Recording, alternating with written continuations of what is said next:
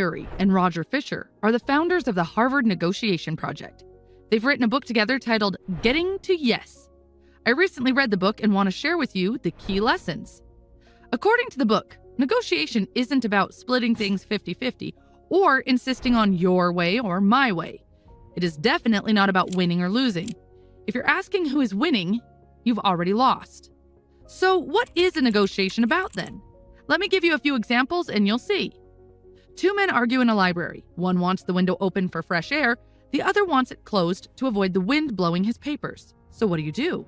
Do you leave it half open, a bit open, or closed? The librarian listens to both and then goes and opens the window in another room, bringing in fresh air without disturbing the papers. This leaves both sides happy. Another example. Two people want to share a cake but can't agree on how to divide it fairly. Regardless of how you cut it, they will both complain that the other side got a bigger piece. So what do? Well, you ask one person to cut the cake and the other chooses first. Since the person cutting knows that the other side picks first, he will split it evenly to avoid getting a smaller piece. One last example. Two kids argue over an orange. The parent takes the knife, cuts the orange 50-50, and gives each kid half. One kid eats the fruit and throws away the peel, while the other uses the peel to bake a cake and throws the fruit into the trash. If the parent had asked why they wanted the orange, both kids could have gotten 100% of what they wanted, but they only got 50%. As you can see from these examples, negotiation is about finding a solution that leaves both sides happy without hurting the relationship. So how do you do it? How do you find those wise and practical solutions like the ones we just saw? Here's a 4-step framework that will make you a smarter negotiator. Step number 1, focus on interests, not positions. Remember the story about the two men arguing over a window in the library? It illustrates a common problem in negotiations where people focus too much on their positions. Instead of arguing about positions, shift your focus to interests.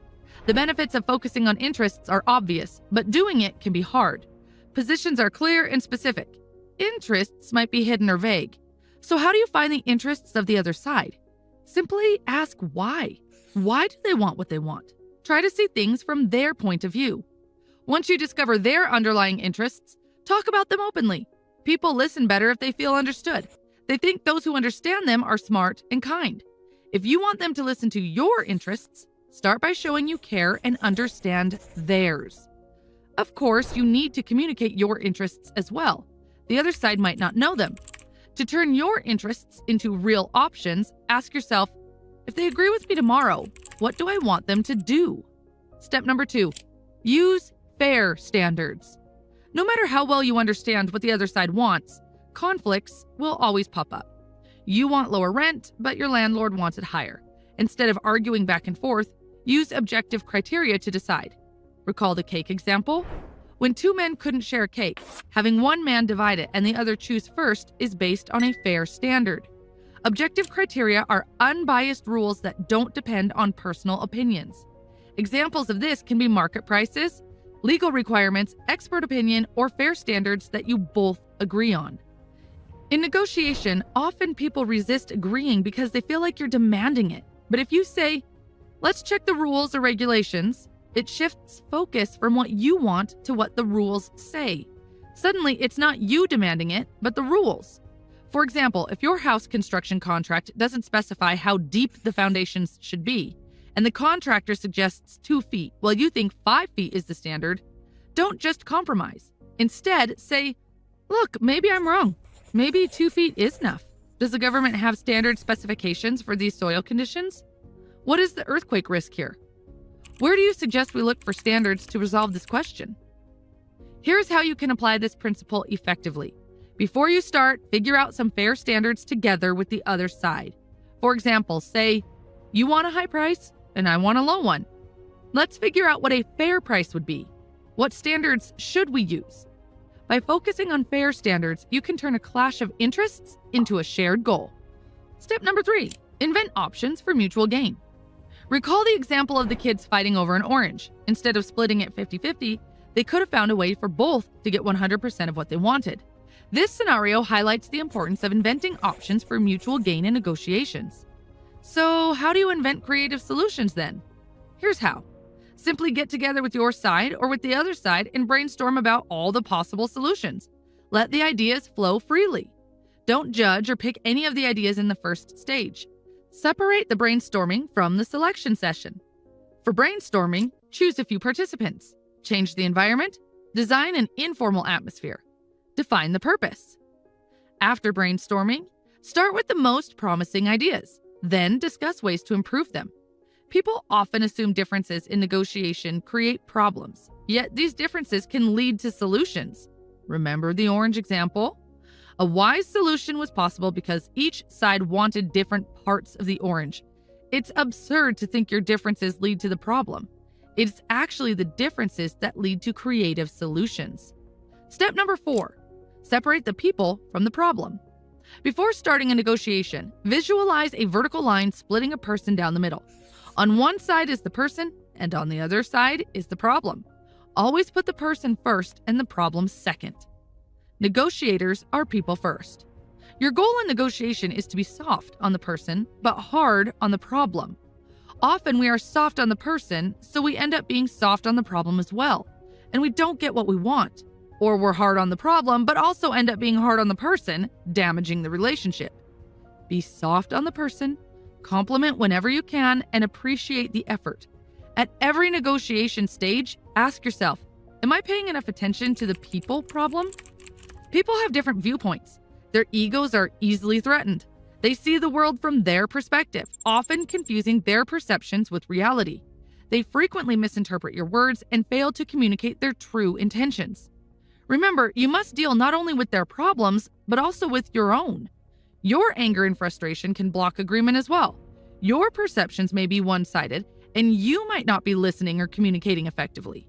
One of the best ways to prevent people problems is by building a relationship with the other side before the negotiation starts.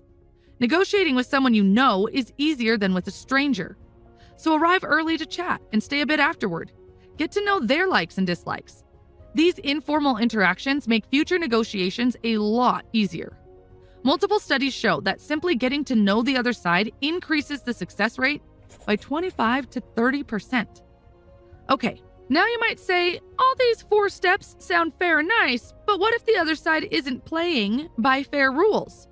What if they use dirty tactics? What if they are more powerful? Or what if they attack me personally? Here's how to deal with each of these situations. Let's start with dirty tactics. People lie and use various pressure tactics. Recognizing these tricks often neutralizes them. Mention it directly. Joe, it seems like you and Ted are playing good cop and bad cop. If you need a break to get on the same page, just ask. Mentioning the tactic makes it less effective and may make the other side worry about losing you. Just raising a question can be enough to end it. However, be careful. Avoid personal attacks. Focus on the problem, not the person.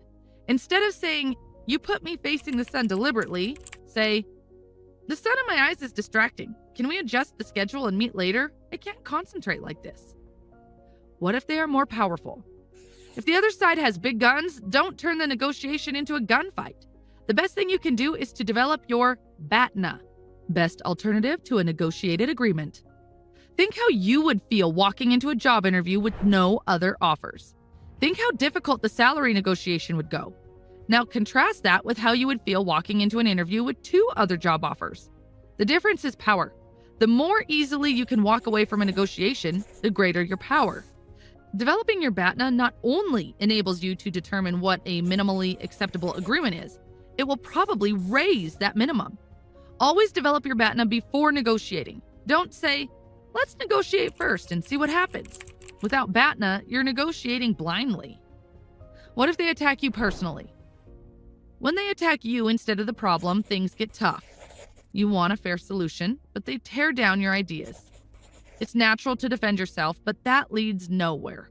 You push, they push back, and soon you're stuck. So what do? Use negotiation jujitsu. Sidestep their attacks. Here's how. 1. Look behind their position. When they say what they want, don't just say yes or no. Ask why they want it.